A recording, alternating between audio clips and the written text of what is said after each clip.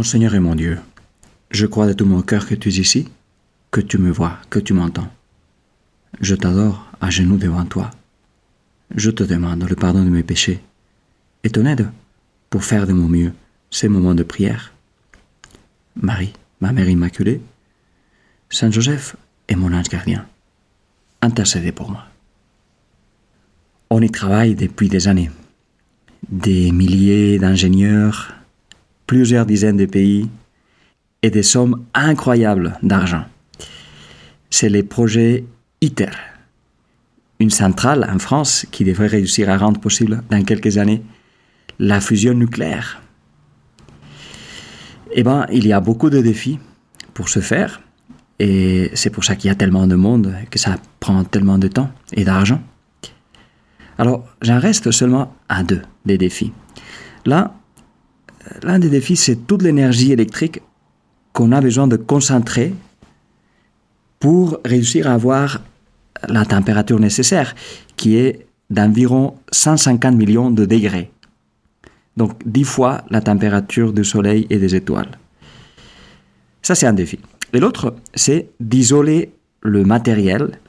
Bon, en fait, plus que matériel, c'est une sorte de plasma, qui est, semble-t-il, le 4e état de la matière, ce qu'il y a après les gaz.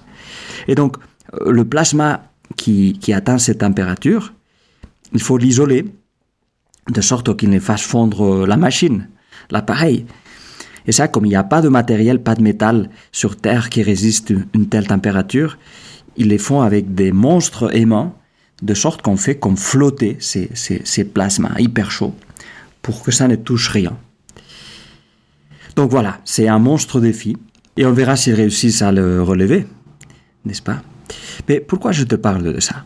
Eh bien parce que c'est l'image qui me venait à l'esprit il y a quelques semaines en tentant d'expliquer ce que signifie pour Dieu créer une personne, c'est-à-dire quelqu'un comme lui, quelqu'un à son image et à sa ressemblance.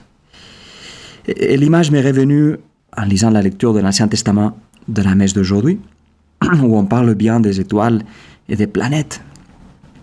Alors la scène est assez dramatique. Il y a le roi Antiochos, un roi grec qui voulait balayer la foi d'Israël, qui a arrêté 7 frères avec leur mère, et il veut leur faire manger du porc, ce qui va profondément contre la foi d'Israël.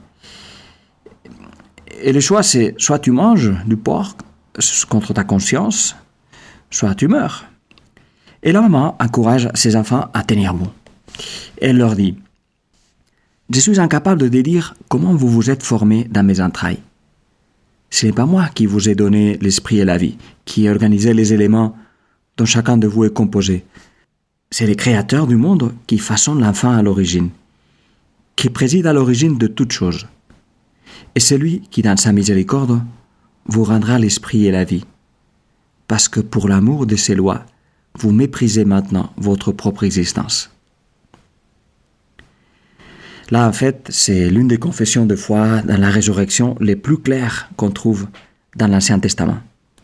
Parce que pendant de longs siècles, les Hébreux ne savaient pas trop quoi penser sur l'au-delà de la mort.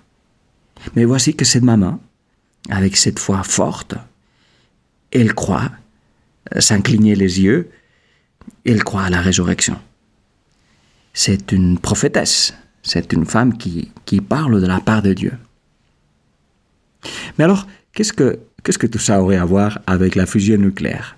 Alors, j'essaye de t'expliquer. J'espère que ça va t'aider, que ça va t'aider dans ta prière. Le point est que lorsque Dieu crée une personne, c'est toute la Trinité, c'est les 3 personnes de la Trinité, le Père, le Fils, l'Esprit Saint, qui s'y engagent pour toujours. Toi, Seigneur, tu ne fabriques pas des personnes, tu ne fais pas des enfants comme on dit. Tu y mets tout ton être. Parce que créer une personne, c'est créer une relation personnelle. Pour toujours. Tu restes pour toujours Père et moi pour toujours Fils. Et donc là, avec une décision de la sorte, Seigneur, décision de créer chaque homme, chaque femme, tu t'engages à fond bien plus à fond que quand tu as créé la lumière, l'eau, les planètes, les oiseaux. Là, tu agis depuis les plus profonds de toi-même. C'est pour ça que, dans le récit de la Genèse, tandis qu'on te présente en train de créer toute chose juste avec ta parole, à distance, pour ainsi dire, lorsqu'il s'agit de créer l'homme, là, tu te retrouches les manches et tu te salis les mains avec la boue, l'argile. C'est une image, mais elle veut montrer jusqu'à quel point, Seigneur, tu t'identifies avec chacun de nous. Et en fait, tu t'es tellement retroussé les manches, tellement sali les mains, que tu es devenu homme toi-même. Et là, on arrive à mon image un peu plus contemporaine. C'est que créer une personne, ça demande une énergie folle. Ça demande tous les feux de l'amour de Dieu. L'amour qu'il y a à l'origine de toi et de moi, il est comparable à cette énergie folle qui est nécessaire pour avoir pendant quelques secondes la température qui peut provoquer une fusion nucléaire. Et cette énergie folle n'est pas juste à l'origine de mon être. Elle est là en tout moment. En tout moment, Seigneur, tu es en train de m'aimer d'un amour fou. En tout moment, Seigneur, tu me tiens entre tes mains, qui ne fondent pas. Tu me tiens entre tes mains comme une argile incandescente. Oui, Seigneur, je suis entre tes mains comme l'argile dans les mains du potier, comme tu nous l'as dit à travers Isaïe, le prophète Isaïe. Je suis dans tes mains comme l'argile, comme une argile incandescente, c'est-à-dire une argile qui est allumée depuis l'intérieur. C'est ça que signifie incandescent.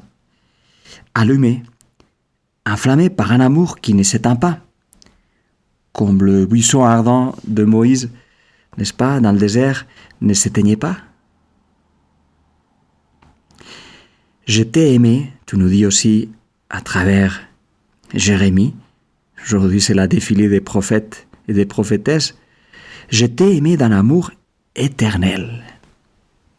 Un amour éternel, c'est-à-dire un amour grand comme ton éternité, Seigneur, grand comme toi.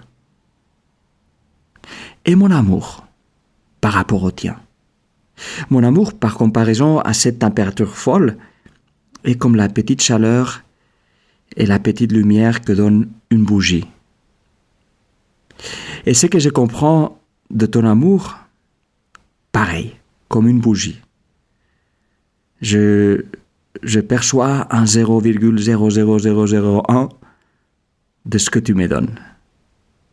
C'est normal. Toi, tu es Dieu. Toi, tu aimes d'un amour éternel. Moi, je suis un petit homme. J'aime d'un amour petit.